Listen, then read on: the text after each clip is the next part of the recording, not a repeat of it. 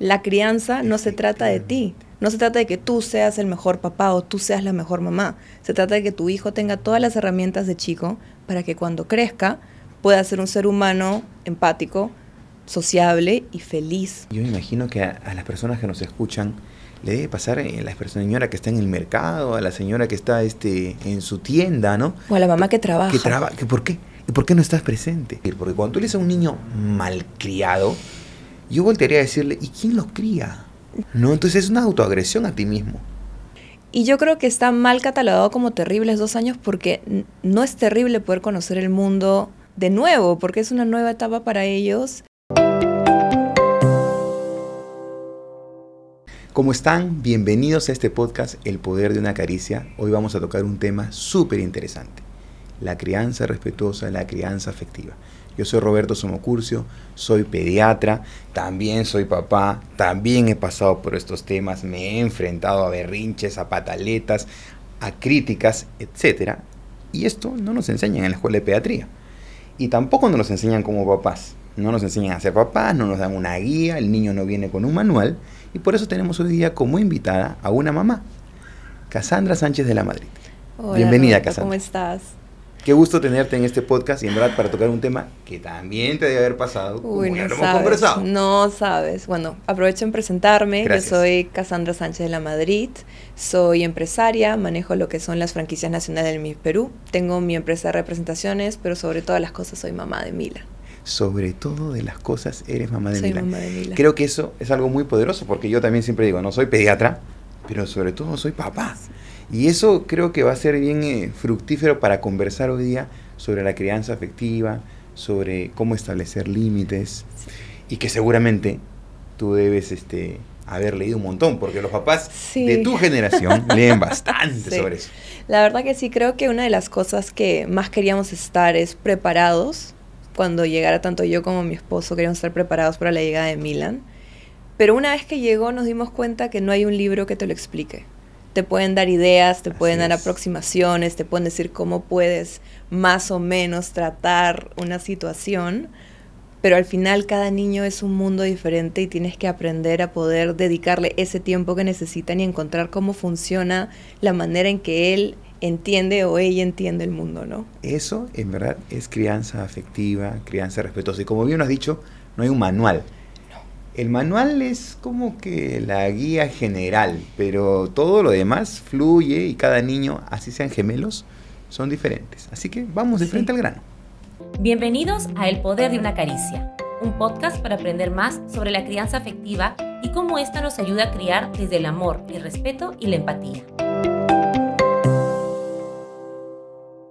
Hay una frase que a mí me llama mucho la atención y que de hecho está en la guía, que es que todo lo que recuerdes de niño te va a marcar para adulto. Entonces, creo que la crianza afectiva nace y se ampara en estudios en esa base, ¿no? Todo lo que yo bien pueda hacer de niño y como papá pueda hacer con mis hijos va a significar un impacto en la vida adulta. Creo que por ahí podríamos empezar, porque, claro, si hablamos técnicamente de la crianza afectiva, del apego, del vínculo, que son temas tan interesantes, uno tendría que estudiar mucho de psicología. Claro. Entonces, creo que entender que el niño, al primero que va a buscar, es a esa persona que le genera el mayor vínculo y que es su persona de apego seguro. Vamos a entender nosotros como padres la importancia que tenemos de cada mensaje verbal, no verbal, que le podemos dar a nuestro hijo o nuestra hija cuando lo criamos. Y también de la sociedad, ¿no?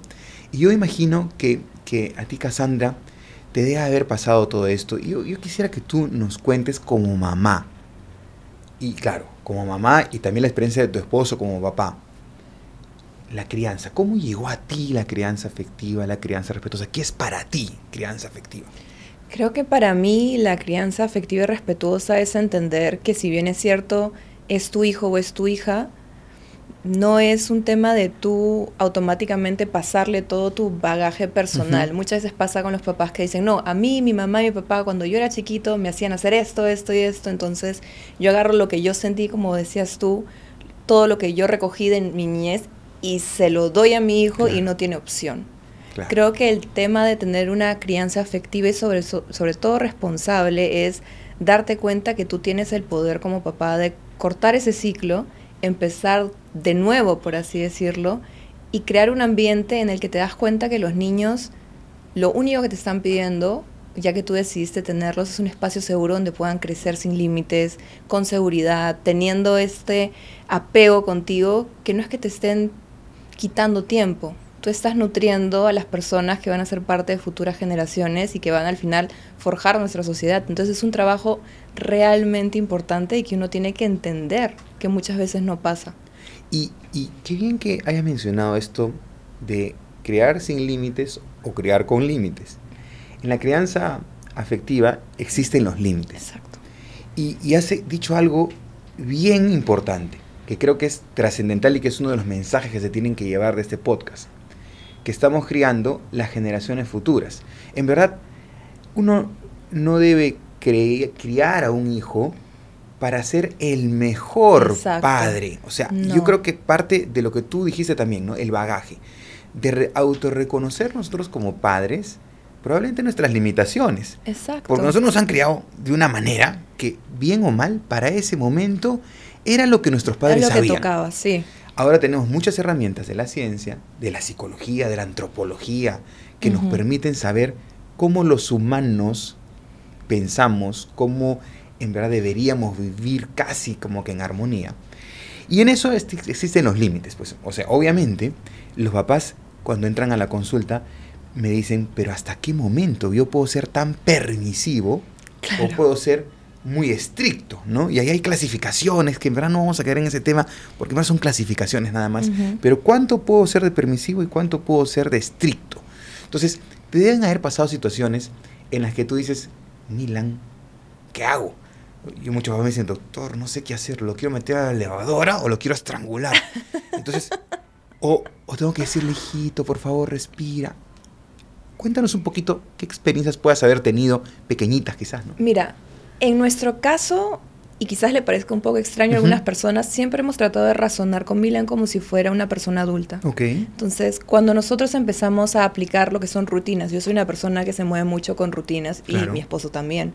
Entonces, lo que hicimos fue aplicar rutinas con él, enseñarle, ok, ya es de noche, te toca dormir, es la hora de comer, cuando comemos así. Y le íbamos explicando, y hoy por hoy puedo decir que si bien es cierto, tenemos momentos en los que Milan, por frustración de no poder decir las cosas correctamente de la forma que a él le gustaría, o que no le salga tan rápido algo como armar los cubitos y que se caigan, ahí sí tenemos momentos en los que se frustra, pero pataletas como tal no tenemos, porque siempre lo hemos tratado como si fuera un igual, más no, tienes que hacer esto y solo dictándole órdenes, ¿no? Y a la hora de explicarle más o menos cómo son las rutinas, ya no hay ese choque de mi mamá no me está dejando hacer lo que yo siento que debería hacer o no me están dejando expresarme como yo debería. Creo que una de las cosas que más nos ha ayudado a nosotros es el tema de, más que poner límites y ser súper permisivo con él o súper estricto, es darnos cuenta que, si bien es cierto son pequeños, sí tienen el poder de entender lo que estamos tratando de enseñarles y nutrir eso, y no que sea un tema de una dictadura donde, exacto, no se trata de ti. Tienes que hacer como papás, lo que hace mamá. Exacto, como papás no se trata de ti. La crianza no se trata de ti. No se trata de que tú seas el mejor papá o tú seas la mejor mamá. Se trata de que tu hijo tenga todas las herramientas de chico para que cuando crezca pueda ser un ser humano empático, sociable y feliz. Y esa es la definición de empatía. Porque empatía es ponerse en los pies del otro y sentir lo que pueda sentir la otra persona. Y quizás la base del límite parte de la empatía y de algo que ustedes han hecho creando rutinas, que es la disponibilidad, ¿no? Yo escuchaba, y creo que esto va a servir de preámbulo para las partes siguientes que vamos a tocar, una historia muy interesante, alguna vez en alguna charla, no recuerdo cuándo, pero tienes un accidente en tu carro, se te nubla la vista, sales del carro atolondrado, empiezas a escuchar sonidos, te miras, sabes que estás completo, que no te falta nada, que no te has muerto. Y lo primero que vas a agarrar es tu teléfono y a la primera persona que llames es la persona con la que has generado el mayor vínculo en ese momento. Cuando a un niño le pasa algo, a la primera persona que va a llamar, sea su papá, su mamá, su abuelita, etcétera, es esa persona con la que ha generado mayor vínculo. Y eso es disponibilidad, o sea, esa persona tiene que estar disponible para resolver el problema o la necesidad insatisfecha que tiene ese niño. Porque si bien es cierto, tú has dicho que a Milan no les ha tocado pataletas como tales, a muchas de las personas que nos van a escuchar sí les toca las pataletas, sí les toca todo el día, ¿no? Entonces, ¿qué hacer? Lo primero es estar disponible. Exacto. ¿No? Lo segundo es pensar como niño y no como adulto. Y no pensar a través de tus emociones, porque lo primero que uno piensa como papá es, ay, la pataleta, ¿qué van a decir? Lo están escuchando. Empiezas a mirar alrededor. Sí. ¿Quién le está mirando? Y no se trata de eso, se trata de que tu hijo está teniendo un momento en el que no sabe cómo comunicar qué le está pasando. No tiene herramientas. Efectivamente, la crianza afectiva te da eso, herramientas. Le va a dar herramientas para que ese adulto exacto. no haga una pataleta cuando sea director de una empresa, cuando sea político, cuando sea futbolista, lo que sea. Entonces, creo que el límite es algo que tiene que existir, que tiene que ser empático, respetuoso, pero que tiene que partir más de que entender al niño, que es básico, primero hacer una autoconciencia de nosotros. ¿Sabemos manejar? ¿Tenemos las herramientas emocionales para manejar el límite? No. Entonces tengo que tenerlas. ¿Y cómo se hace? Aprendiendo, estudiando, escuchando podcasts, etcétera, ¿no? Yo creo que esa es la base del límite. Sí, y sobre todo darnos cuenta, y tú me vas a corregir si no tengo la información actualizada, pero los niños entienden todo literal en los primeros años de vida.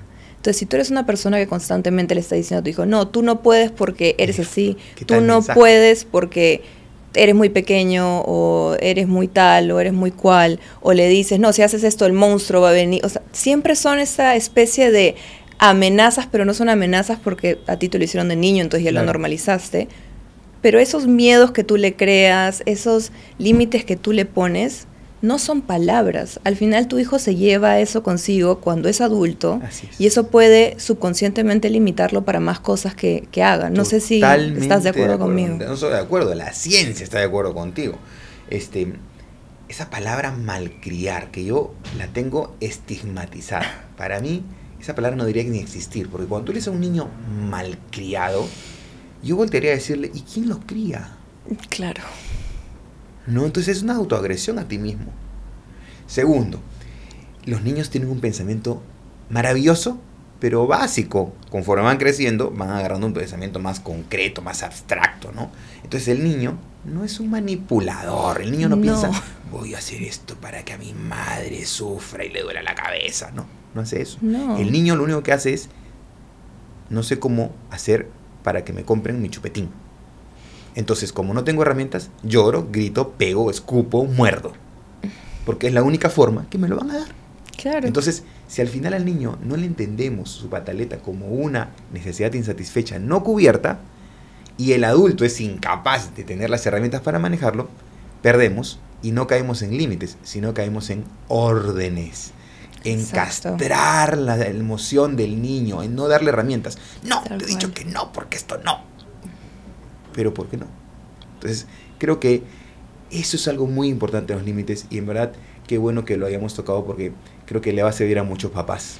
Sí, yo creo que el hecho de poner límites, cuando tú lo escuchas, dices, sí, yo a mi hijo le hago esto, pero también nos olvidamos de los límites que le pones a los de afuera acerca de tu crianza. A mí, por ejemplo, al ser, entre comillas, un personaje público, porque tengo una plataforma en redes sociales y mi esposo sí es más conocido. No, y además estás en un evento. Claro, sí nos toca constantemente en redes sociales personas que al ver una foto ya cuestionan automáticamente y que te escriben. No, y te dan todo por escrito, empiezan en un mensaje en la foto, articulando cuál es su problema, y luego pasan a interno y ya te escriben el párrafo, y tú te quedas pensando y dices, pero ha visto una foto de un segundo de algo que ha visto. A nosotros nos pasa, o nos pasaba con el pelo de mi hijo, por ejemplo. A nosotros nos encanta que Milan tenga el pelo largo. Y en mi familia y a Milan le encanta. Muy normal. Milan ama su pelo. Perfecto. O sea, se mira al espejo y juega con su pelo y lo ama. Entonces, la cantidad de personas y mensajes, no bajaban de 100 comentarios diarios diciéndonos cortan el pelo, lo van a confundir. Y yo miraba a mi esposo y le decía, mira todo lo que está pasando solo por el tema del pelo. No está bajo en alimentación, no tiene un problema de que no le guste el nido, es un niño feliz, pero siempre va a haber alguien, que es a lo que voy, que no esté de acuerdo en la forma en la que tú decidas criar a tu hijo. Y eso no está mal. No está mal que tú no vayas con la corriente y decidas no seguir todos los discursos que escuchas con respecto a la maternidad, con respecto a la paternidad. Creo que, como empezamos al inicio, no hay un libro que te diga cómo es ser papá. No. Y de hecho no hay un manual. Los niños no vienen con manual. Si vinieran con manual sería pues facilísimo, ¿no? Sí. Mueve la ceja. No, serían robots. Mueve la ceja, ya sabes qué le pasa, ¿no es cierto? Y esto que has mencionado es crucial porque así como te pasa a ti en las redes sociales, yo me imagino que a las personas que nos escuchan le debe pasar a la señora que está en el mercado, a la señora que está en su tienda, ¿no? O a la mamá que trabaja. ¿Por qué? ¿Y por qué no estás presente? Entonces torturan sistemáticamente a una madre que viene agobiada por una presión económica, social, de tener que trabajar y dejar a su hijo, y encima le cuestionan su forma de criar. Claro. Yo creo que lo más importante es que como mamá, como papá, uno tiene que empoderarse. La palabra es empoderarse. Y la única forma de empoderarse no es envalentonarse, sino es tener información, recopilar información de buenas fuentes, llevar cursos, tener herramientas. Primero, vuelvo a lo mismo, y no sé por qué, pero para autorreconocer nuestras falencias, ¿no? Sí, empieza por uno. A ti no te afectó ese comentario porque tú sabes lo que estás haciendo, porque tú reconociste qué puedo yo cortar de la crianza que me dieron mis padres o imitar. O imitar, claro. Y qué puedo obtener yo de lo que dice la ciencia para bien criar a Milan, ¿no? Y creo que eso es lo más importante que nos puede ayudar para tener límites y no tener estos comentarios tan agresivos de la gente, ¿no? La crianza afectiva, los límites, yo creo que se basan en 4 pilares importantes. Primero, yo lo sé más o menos como que estructurado de lo que he revisado de siempre este tema, base y refugio, ¿no? Los 2 primeros. Nosotros los papás terminamos siendo la base de todo lo que se va a hacer en la casa, de todo cómo se va a bien criar, y el refugio de nuestros hijos.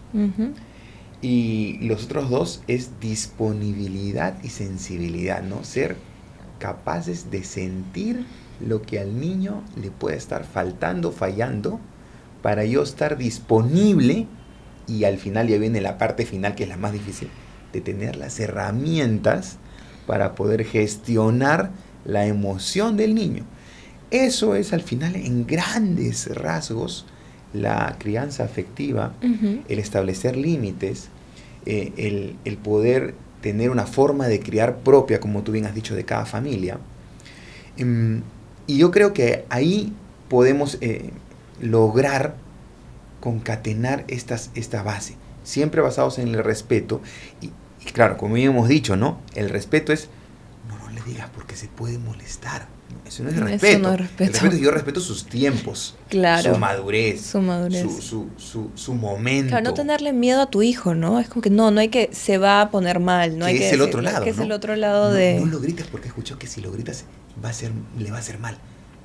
Uno no tiene que gritar no por ese miedo. Uno no tiene que gritar porque hay mejores herramientas que gritar. Exacto. Para eso. Y probablemente habrá momentos en que sí tienes que gritar. O sea, yo le digo a los papás, o sea, los no tienes que reservarlos para ciertos momentos. O sea, no puedes decir, no saltes, no grites, no hables, no comas así. Entonces el niño al final, el no, que es una herramienta muy poderosa, pues ya no tiene sentido. El no tiene que ser, va a cruzar la pista, no. Lo va a atacar un perro, va a meter el dedo al enchufe, es un no.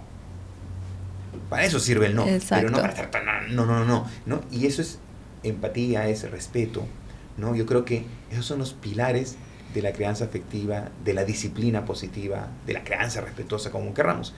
Y yo te voy a preguntar algo, a ver, a ti qué te ha pasado, porque todos los papás creen que como el niño viene con manual, y si no viene con manual, creen que los pediatras tenemos el manual, o los psicólogos también, supongo, y vienen, ya Roberto, va a tener 2 años.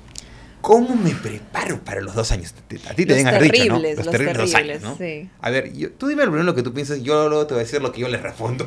Bueno, Milan cumplió 2 años en noviembre. Ok. Ya 6 meses antes todo el mundo nos decía, prepárate, vienen los 2 años, son los terribles 2 años. Y honestamente no tienen nada de terrible, salvo que tu hijo está tratando de una manera más activa de entender el mundo. El primer año están más interesados en cómo se mueven, los colores, los juegos, todo lo que es el tema de desarrollo. Pero los 2 ya son libres de moverse, de explorar, de correr, de tener conciencia para dónde van. Y yo creo que está mal catalogado como terribles 2 años porque no es terrible poder conocer el mundo de nuevo, porque es una nueva etapa para ellos. Y creo que el seguir con esta idea de que los 2 años son terribles hace que todos los papás entren como ya, ¿cuáles son los límites que vamos a poner? ¿Cómo vamos a manejarlo? Ya muestra algún sentimiento de querer explorar el mundo y automáticamente no, siéntate, no corras, no grites, no hagas. Y yo creo que ahí lo que tenemos que entender es que los niños y las niñas lo único que están tratando de hacer es entender por qué si ya se pueden mover, no pueden hacerlo libremente. Si ya saben usar su voz, ¿por qué no pueden hablar? ¿Por qué no pueden gritar? ¿Por qué no tienen libre albedrío a la hora de poder explorar? ¿Y por qué sus papás están encima de ellos diciéndole, limitándolos en cierta forma? Cortándole las alas. A nosotros, como papás, siempre me imagino yo, hablando de papás, que va a prevalecer el hecho de que no les pase nada. Pero como tenemos en la cabeza que son terribles, automáticamente vemos algún tipo de impulso de exploración. No, siéntate, no te muevas. Es como que le digas a alguien, a un adulto, ok, quédate sentado ahí mientras yo hago otra cosa, no hagas nada, no le des ningún otro tipo de diversión y solo quédate ahí. No lo puede hacer un adulto, claro. Menos lo va a poder hacer un niño. Entonces nos olvidamos, porque creo yo que, no sé si para algunas cosas tenemos en mente que siguen siendo pequeños, pero para otras cosas olvidamos que son pequeños y que no comprenden el mundo como nosotros. Claro. Claro, un psicólogo español muy reconocido, Álvaro Bilbao, tiene un libro que se llama El cerebro del niño para padres, del niño para padres. Sí, ¿Cómo entender? Se nota que lo has leído. Y claro, los terribles 2. Cuando me preguntan, yo saco muchas citas de ese libro y le digo a los papás, yo cuando mis hijos tenían 2 años, no me di cuenta más que en el cumpleaños de que tenían 2 años, porque tenían 2 años de que es una fiesta, un cumpleaños, ¿no? De 2 o de los 3, de lo que quieras.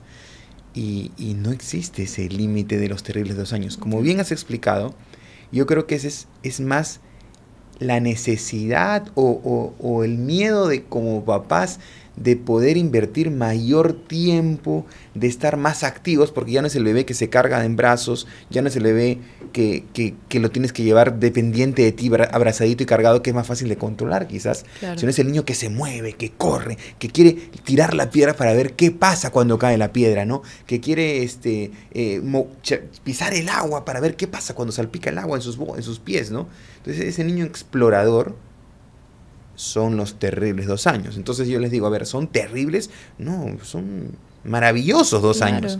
Ya quisiera yo volver a tener esa edad y no tener ninguna responsabilidad y estar saltando, jugando, más que irme a dormir a la hora que mi mamá me dice, ¿no? Entonces, qué genial. Y efectivamente, yo creo que más es un tema de nosotros como papás, de la sociedad.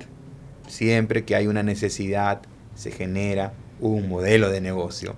Entonces, hacer cursos de los terribles 2 años debe ser pues una oportunidad de negocio, ¿no? Sí. Entonces, en algo que en verdad no existe. No existe. Los niños no tienen terribles 2 años. No tienen ni terribles 2 ni terribles 3. Y las crisis estas de que los 9 meses, de los 8 meses, a veces ni pasan. No, te puedo decir que en nuestra familia no han pasado. Nosotros no hemos tenido eso de los terribles. Probablemente porque no vivías con la lupa buscando. Exacto. Ya, ahora come 4 onzas más. Entonces ya está en un brote de crecimiento, ¿no?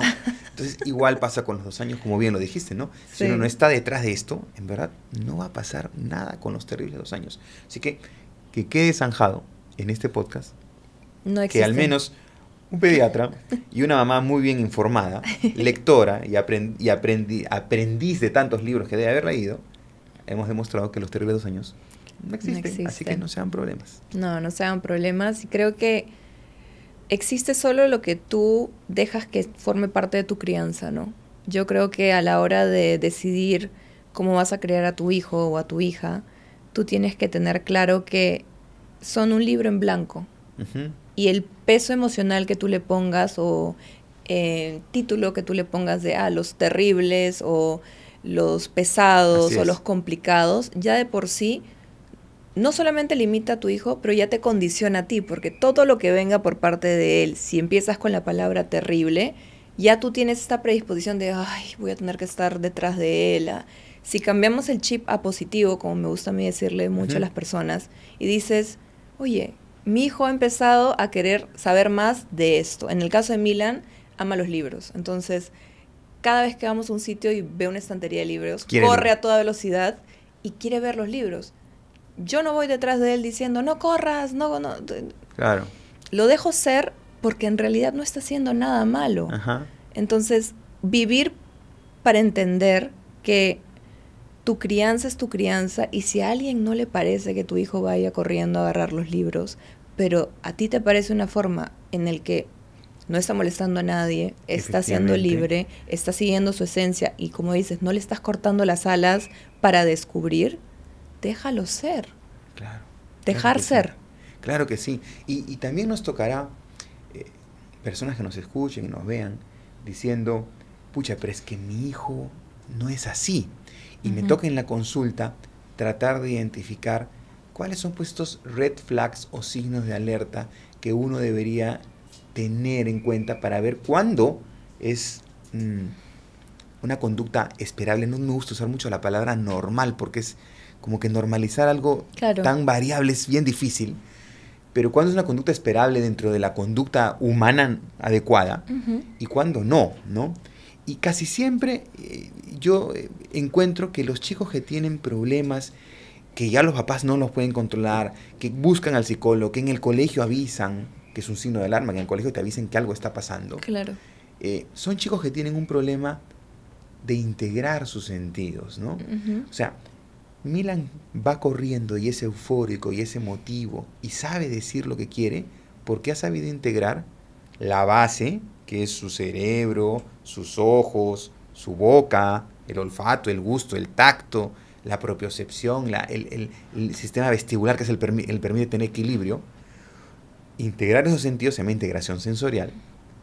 Integrarlos y poder reconocer cómo es mi cuerpo, cómo puedo correr, qué siento, cuándo no siento. Y luego ya vienen el lenguaje, la conducta, Exacto. el aprendizaje, ¿no? Entonces, muchos de estos chicos que tienen problemas de conducta, de aprendizaje, de lenguaje incluso, y que claro, por eso no pueden controlarse, son agresivos, pueden autoagredirse o agredir a personas y ya sobrepasar el límite de lo esperable, son chicos que tienen problemas de integración sensorial. Y es ahí donde el pediatra, el psicólogo intervienen y ahí es donde muchas mamás dicen, ok, ahí sí tengo que ir a buscar ayuda. Claro. Ahí no es un tema de solamente esperar lo que en la mayoría de niños pasa, como en Milan, como en mis hijos, Ujú. que son temas de crianza caseros. Claro, ahora, ¿tú qué opinas del hecho de que la gente le ponga etiquetas a tus hijos que no tiene, digamos, un tema de ser doctor o pediatra o psicólogo? Yo veo muchas veces, y me ha pasado en el Lido, que me dicen, por ejemplo, me pasó con dos cosas. Ujú. Una fue que me dijeron, no, es que su hijo es hiperactivo. Ujú. Y una de las cosas que yo le dije, y al final yo puedo quedar como una mamá un poquito como, Sí, pero por favor no etiquetes a mi hijo. claro. O sea, mi hijo no es hiperactivo, tiene Claro. mucha energía, está Claro. emocionado porque viene al nido, quiere estar con sus amigos, quiere jugar, pero etiquetar a los niños como problemático, hiperactivo, tímido, Sí. ¿qué impacto sientes tú que eso tiene en los niños y en los papás, no?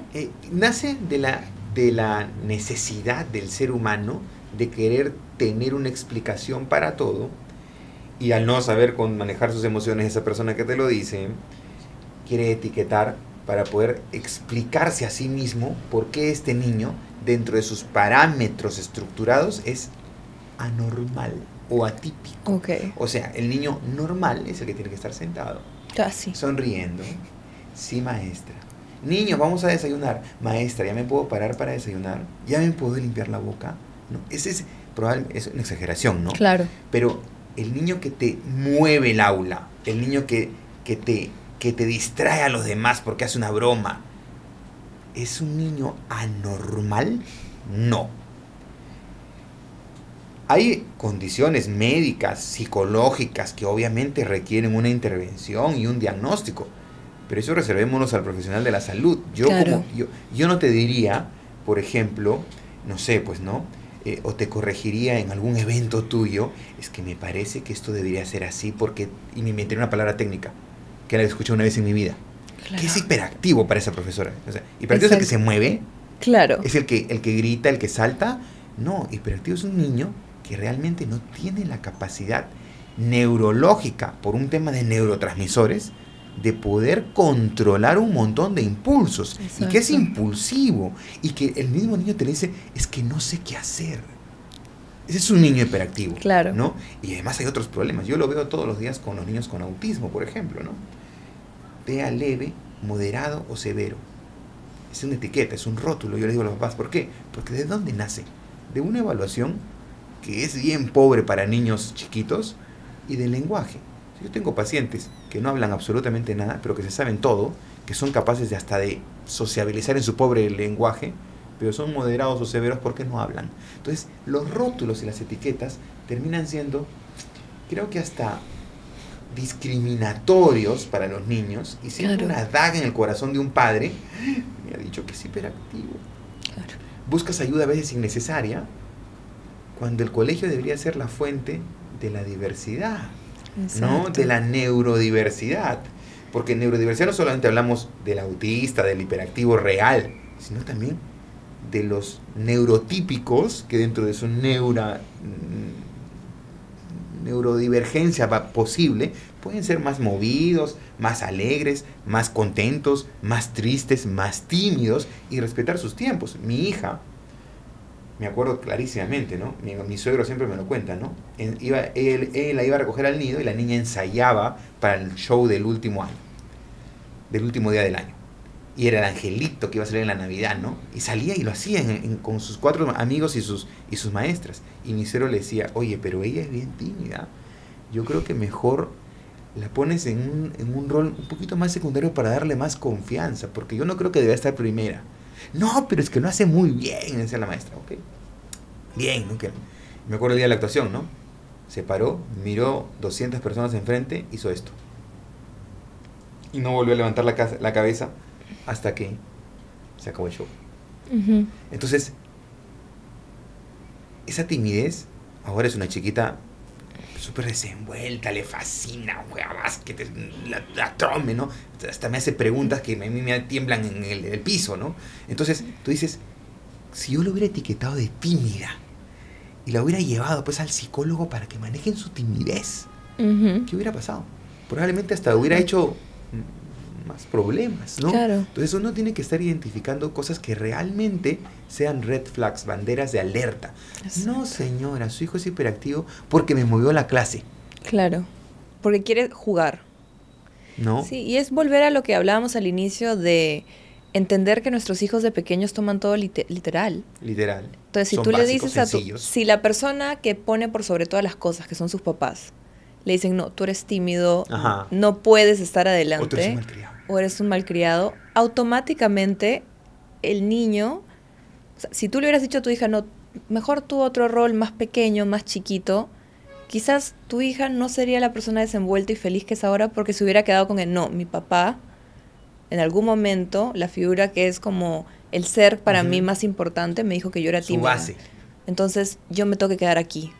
Claro. Y no nos damos cuenta del impacto que tiene eso en nuestros hijos, ¿no? Y ahí como papás, yo creo que una herramienta que también se pueden llevar los papás de este podcast es escuchémonos, ¿no? Lo que le decimos, porque se nos Sí. va a salir, se Sí. nos va a salir el malcriado. No se nos somos va a salir perfectos. No, y además nos han criado así. Sí. Nos han criado diciéndonos, ay, qué malcriado, ay, qué irrespetuoso este niño, ¿no? Ay, Sí. qué travieso, qué movido que es tu hijo, ¿no? Entonces, etcétera. Entonces, si nosotros repetimos eso, escuchémonos y cuestionémonos, ¿no? A ver, no es malcriado. Lo que está pasando es que yo no estoy sabiendo reconocer lo que está queriendo. Ujú. A ver, Pepito, Juanita, ¿qué está pasando? Yo veo que, porque eso es algo que a los niños les ayuda, ¿no? Exacto. Yo veo que estás haciendo esto porque quizás quieres obtener esto.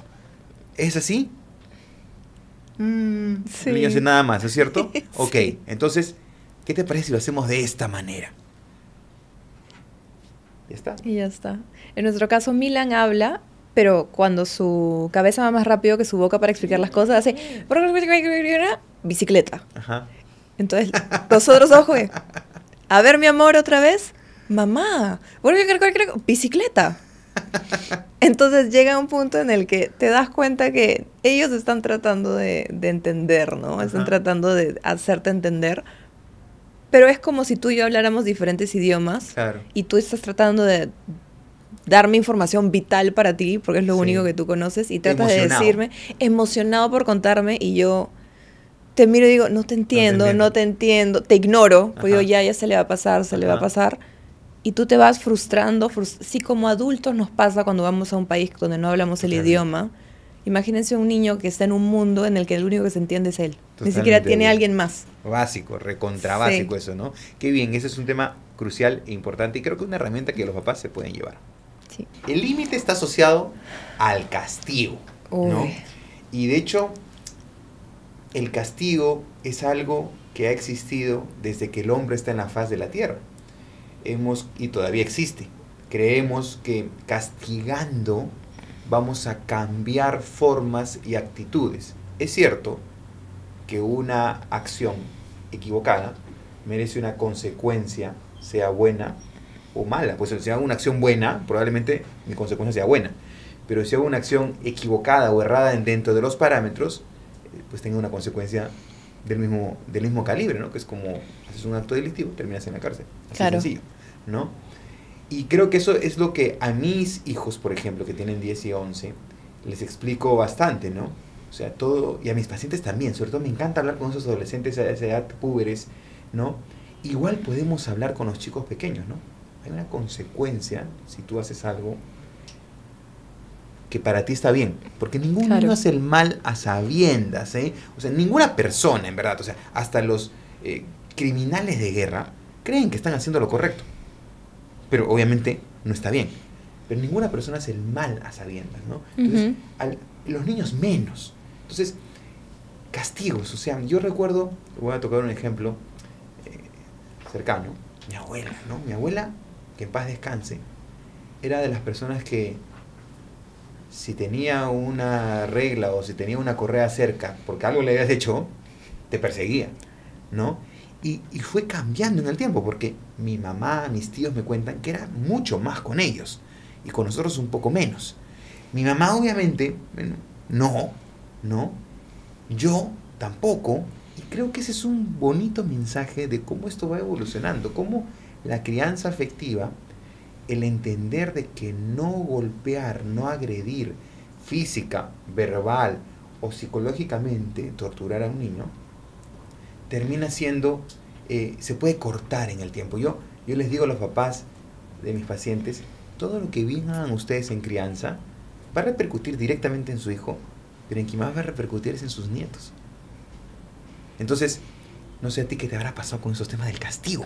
Sí, yo creo que siempre es encontrar ese equilibrio entre puedes hacerlo todo y puedes hacer lo que te da la gana, ¿no? Ajá, muy bien. Ese es un equilibrio que creo que todos los papás tratamos de hacer entender a los claro, hijos, ¿no? El angelito y el diablito, el angelito y el diablito. Exacto, que es como que no puedes limitar a tu hijo, pero a la misma vez él tiene que entender, volviendo a los pilares que Ajá. explicaste, que la empatía, los valores tienen que ser los que marquen para dónde va. En mi caso, más que nada pasó cuando yo estaba en el colegio. Ok. Mi mamá es una persona que siempre nos ha tratado como adultos, nos ha Ok. explicado las cosas desde muy pequeños. Creo que más que como adultos, los ha tratado como pueden entender a su edad. Exacto, entonces como podemos entender a nuestra edad. Entonces, cuando ya entramos, yo me llevo con mis hermanos, son mellizos, una mujer y Ya. un hombre, nos llevamos 3 años. Ok. Y todos entramos como a la secundaria, Casi parecido, ¿no? casi, Claro. casi seguidito, ¿no? Entonces, una de las cosas que pasó fue que mi mamá no fue a contarnos las cosas con un límite súper fuerte, tratando de hacernos sentir miedo con respecto. Si ustedes toman una botella de cerveza, los mato. Si te veo con un cigarro en la boca. No fue así. Se sentó con nosotros, nos explicó lo negativo que era el cigarro, lo negativo que eran las drogas, el tema de tomar, que ella sentía que no teníamos la responsabilidad todavía para tomar, porque Ujú. a esa edad ni siquiera sabes qué estás Eso. ingiriendo.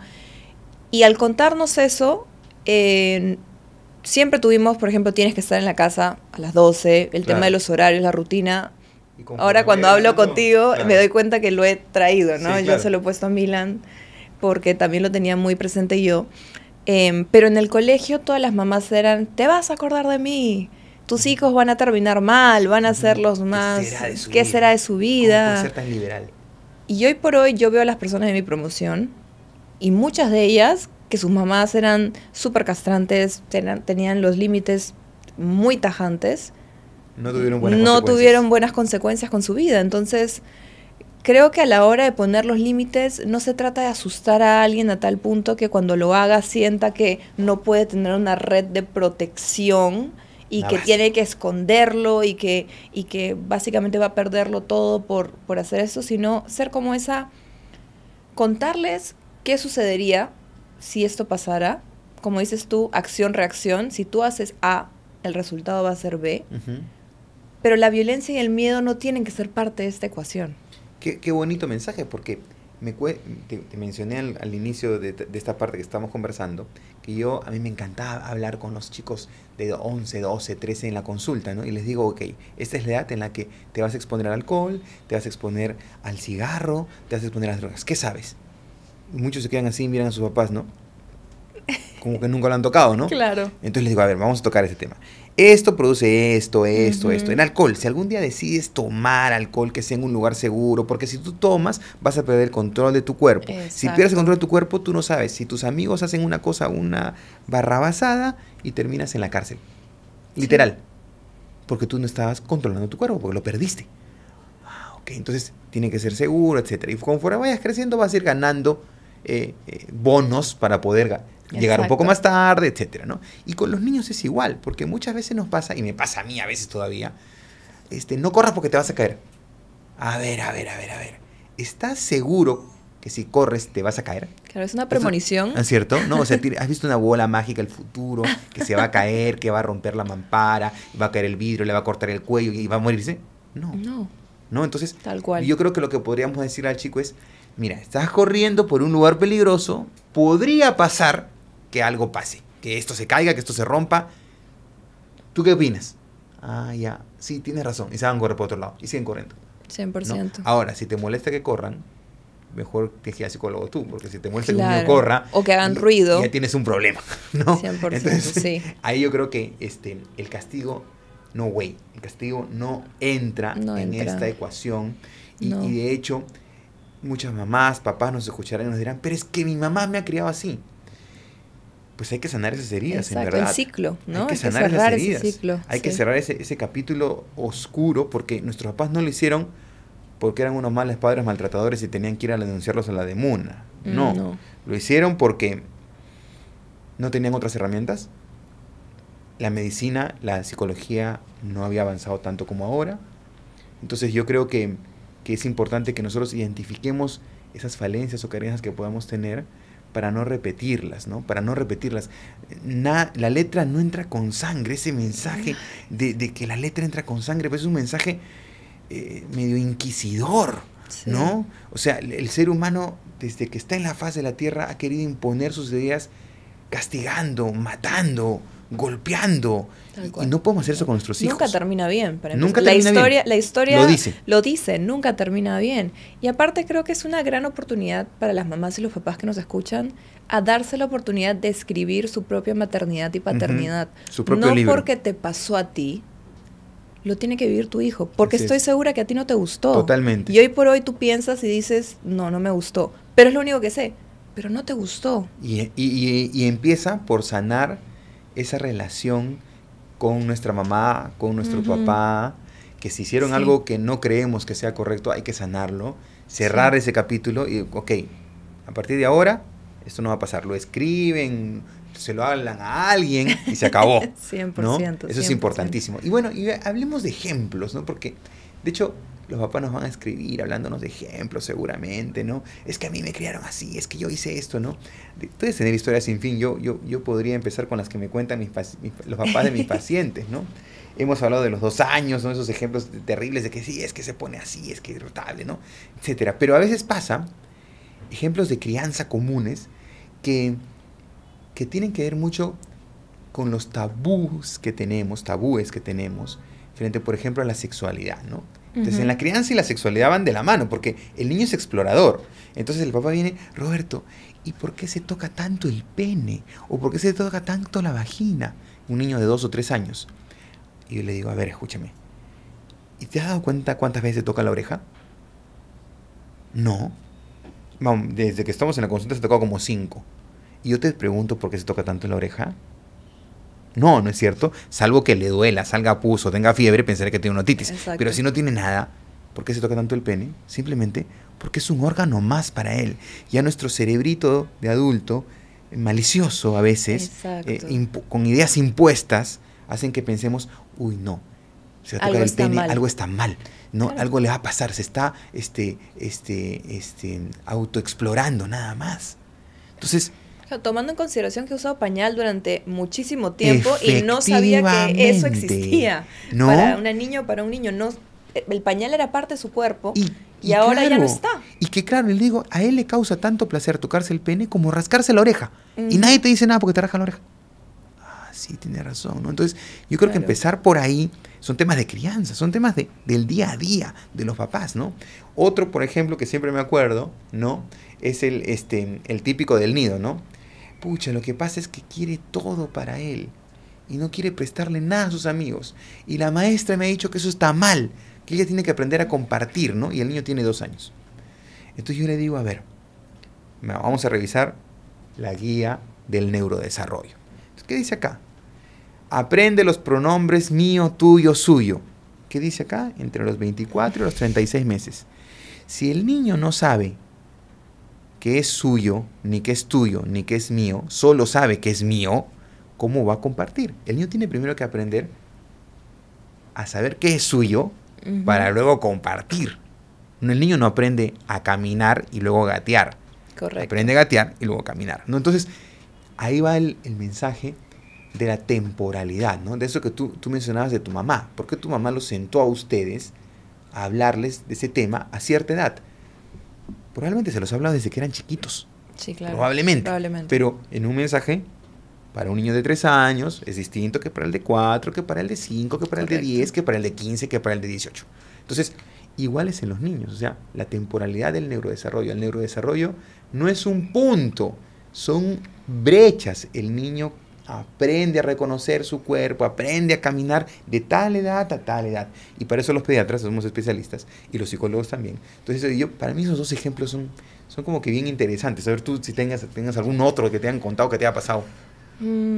Ejemplos. En el sentido de, bueno, más que nada son los que leo, ¿no? En redes sociales. La chancla, por ejemplo, ¿no? Que solamente escuchas la chancla antes de que tú hagas algo. Y hay hasta memes con eso, hay hasta memes, ¿no? Con la chancla. Sí, que te hacen acordar del tema. No lo viví personalmente, pero lo leo y digo, debe haber sido aterrorizante escuchar el claro, y ya saber que habías hecho algo mal, ¿no? Fuera de eso, bueno, tengo de crianza de amigas y de mi mamá, bueno, me acabo de acordar una, mi mamá se ríe cuando la cuenta. Ajá. Yo cuando tenía 4 años llegué a mi casa. Y estaba, no sé por qué estaba de mal humor, y le tiré la puerta del cuarto a mi mamá. Al día siguiente me fui al nido, o al colegio en ese entonces, regresé, no tenía puerta. Entonces, esto se queda conmigo siempre. Ajá, te marcó. Me marcó, porque yo fui y le pregunté, ¿no? ¿Dónde estaba mi puerta? Y mi mamá dijo, en esta casa no se tira la puerta. Y si no puedes tener la responsabilidad de no tirarme la puerta, entonces no tienes edad para tener puerta. Entonces, cuando me lo dijo así, y no fue un tema de, estás castigada y te he quitado tu puerta, sino un tema de, depende de ti cuándo vas a tener la responsabilidad de manejar todo ese enojo hacia poder conversar y no tirarme la puerta. Eso me ayudó mucho a mí por cómo procesar las cosas, ¿no? Y justo me acabo de acordar de eso hablando de... ¿Y te devolvieron la puerta? Después de un tiempo. ¿Viste? Pero mira, eso me lleva a un mensaje, una lección que también se pueden llevar los papás. A ver, si tú solucionas el tema con tu hijo, tienes que tener la capacidad también y de comerte tu orgullo y decirle, lo solucionó, lo logró. Ok, ¿me como mis palabras? Exacto. Volvemos al inicio, ¿no? Otra estrategia, por ejemplo, cuando pasan estas cosas de crianza, ¿no? Es tomar un aire, respirar. A ver, vamos a volver a escuchar lo que me ha dicho, ¿no? Ok, ya. retrocedes en el tiempo y puedes decir si está bien, está mal, o a los niños que se golpean, ¿no? A ver, ¿qué les parece si retrocedemos en el tiempo, chicos? ¿No? Hay un botón, retrocedemos en el tiempo y lo vamos a hacer bien. Me pasa con mis hijos, ¿no? A veces me hacen caso, a veces no. Entonces, ya, ok, retroceden en el tiempo y lo vamos a hacer de otra manera. Ah, sí, ¿cómo se sienten? Mejor, ¿no es cierto? Y hay herramientas que nos pueden ayudar mucho, son los libros. Sí, hay una frase, perdóname que te corte, Sí. Roberto, que a mí me marca mucho y me ha marcado en el tema de mi relación, en el tema con Ajá. mamá, en el tema de relaciones en general, que yo la tengo muy presente, es escuchar para entender y no para responder. Ok, qué Creo bonita que frase. eso sería para Sí. mí la base, la crianza afectiva, porque cuando tu hijo hace algo, tú piensas que te lo está haciendo a ti. Claro, Entonces tu reacción es de defensiva. es a la defensiva porque está hiriendo tus sentimientos, Claro. te está faltando el ¿Cómo respeto, este mocoso me va cómo a se hacer le esto? ocurre, no sé, tirarme la comida en sí, no sé, me invento.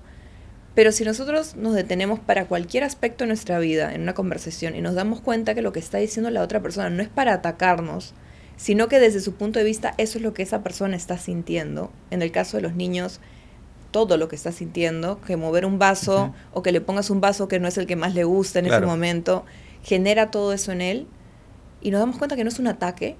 Creo que va a ser más fácil de procesar el tema de cómo criar y manejar las relaciones en general, porque no es como dices tú, nuestro hijo no está haciendo nada con maldad, no está tratando de ver la forma de cómo le saco esto a mi papá, cómo le saco esto a mi mamá.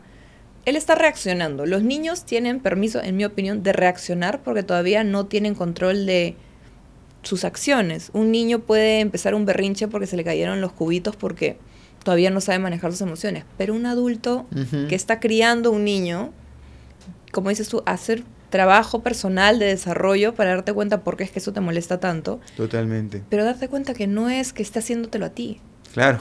Le está Obviamente. sucediendo, pero no te lo está No sabe haciendo manejar a ti. su frustración, no sabe manejar su Exacto. enojo, no tiene herramientas, nosotros tenemos que dárselas, ¿no? Ujú. Y qué bueno que lo toques, porque se nota que tú eres una mamá que ha leído un montón, ¿no? Entonces, siempre, de hecho, les vamos a dejar algunas recomendaciones de libros en el podcast y también Sí. seguro que en la descripción de nuestro podcast, y también los van a tener en la guía que en un ratito se las voy a presentar para que puedan tener herramientas. Los libros siempre ayudan. Sí. No solo ayudan a los padres, ayudan a los niños, porque hay cuentos que le pueden ayudar al niño si nosotros Correcto. somos incapaces. Ya, Roberto, Cassandra, es muy lindo lo que han dicho, pero yo no tengo las herramientas.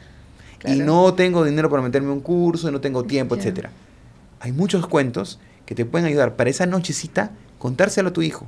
Y está demostrado científicamente en muchos estudios, que lo que un padre leyéndole un cuento a su hijo, no solo aprende el niño, sino aprende el papá. 100%. ¿No? Entonces eso es importantísimo, leer cuentos ahí, aprovechar esas herramientas lúdicas que tenemos para que el niño entienda en su cerebrito mágico qué cosa puede y 100%. cómo puede manejar sus emociones. 100%, y creo que los libros también ayudan mucho.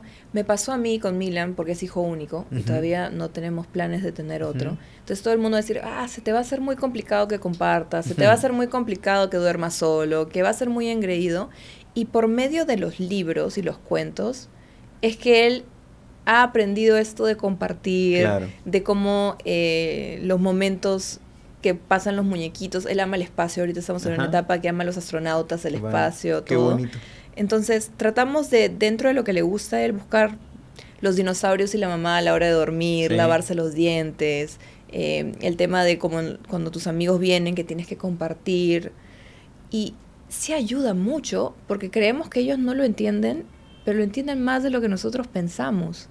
Y sobre todo que sea algo que tú le lees a tu hijo, fuera de que para mí es inquebrantable la regla que hora de dormir, hora de cuento, y para él también nos dice, mamá, papá, cuento. Ajá. Es lo último con lo que se queda, ¿no? Sí. Un cuento bonito. Con eso se va a dormir. Se queda con él y se levanta la mañana siguiente feliz, Sí. descansado. Y hasta se acuerda, ¿no? Y hasta se Sí. acuerda. Ese último momento del sueño es bien bonito. Y eso es criar. Sí. Al final eso es criar. Eso es criar. No, eso es criar. Es esa semillita que dejas esa noche, ¿no? Para que este niño amanezca feliz y contento, ¿no? Qué bonito, qué bonito. Ese tema es súper importante. Sí. Eso es criar, qué bonito. Eso creo que nos deja de lección.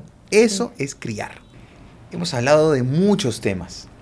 Este tema da para hablar días, semanas, meses probablemente. De hecho, hay libros, hay congresos, hay cursos sobre crianza afectiva, sobre disciplina positiva, etc.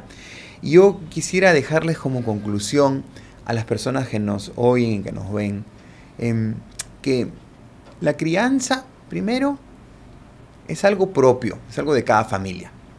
Y que basados en los pilares que son la empatía, el respeto, la disponibilidad de estar presentes, la sensibilidad de poder reconocer lo que le está pasando a nuestros hijos, el ser esa base y esa ancla, y la importancia de todos los pasitos que demos en esta pequeña etapa, porque es bien cortita, es súper corta la etapa esta, va a significar un adulto que sea capaz de poder tener buenas relaciones interpersonales, que sea capaz de amarse a sí mismo, que es quizás lo más importante, de autorreconocer sus sentimientos, sus emociones, y creo que eso va a ser una sociedad diferente.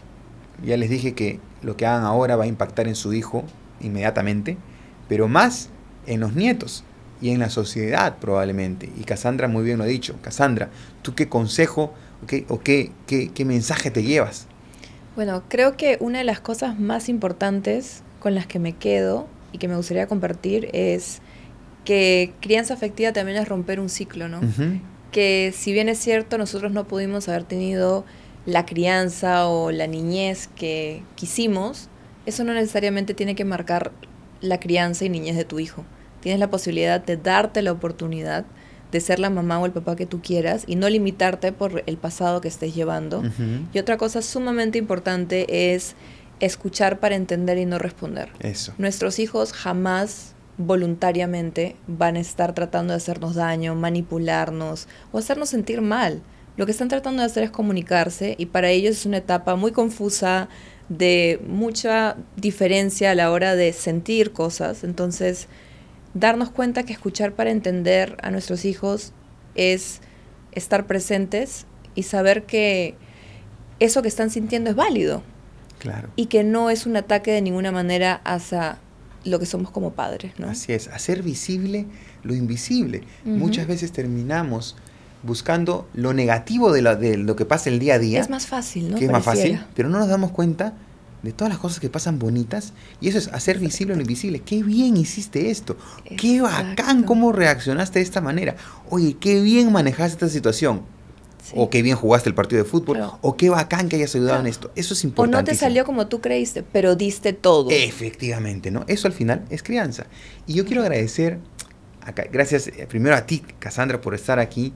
Y segundo, agradecer a Caricia por esta oportunidad que nos da de poder tocar un tema que muchas veces, si es que no estás en un libro, o si es que no estás metido con el pediatra y el psicólogo, no se toca. Exacto. Y aprovechar de contarles que hay una guía introductoria de crianza afectiva. Esta guía la pueden descargar gratuitamente en la página www.elpoderdeunaCaricia.com. Y les voy a leer un pequeño parrafito de la parte trasera de la guía. El poder de una caricia es más que una guía. Es un viaje hacia el corazón de la crianza afectiva, guiado por la calidez y la sabiduría de Caricia. Y en este he participado yo, pero obviamente es una guía introductoria de cómo nació la crianza afectiva y de qué herramientas básicas podemos tener para primero entender este tema y luego ponerlo en práctica. 100%. No, y agradecer también que se esté, como dices tú, visibilizando el hecho de que criar a tus hijos con amor, con respeto y siendo empáticos a cada proceso en el que viven no es algo negativo, no es algo que uno dice, qué cantidad de tiempo me va a tomar hacer eso, sino que probablemente cuando lean esta guía se den cuenta que ya lo están haciendo. Así es. Que ya están poniendo en práctica muchas cosas que nosotros por el día a día pensamos en negativo, es, no estoy haciendo las cosas bien, no estoy tan pendiente. Y quizás cuando lean esta guía se den cuenta que no es así, que están haciendo exactamente lo que su hijo necesita y que de eso se trata la maternidad y la paternidad, ¿no? Estar atento y visible y disponible para tu hijo. Qué bonito mensaje final, te lo agradezco. Muchas gracias por estar en este podcast. Va a venir un próximo capítulo, así que estén atentos. Compártanlo, descárguenselo, compártanselo con sus amigos, con el que no puede escuchar. Esto se puede llevar en el celular, se puede tener descargado, guardado, lo pueden compartir en redes sociales. No se olviden de seguir en las redes sociales de Caricia. Y de hecho eso va a ayudar a que más personas tengan visibilidad de este tema tan crucial para la sociedad y para el mundo. Nos vemos. Esto fue El Poder de una Caricia, un podcast para aprender más sobre la crianza afectiva y cómo esta nos ayuda a criar desde el amor, el respeto y la empatía.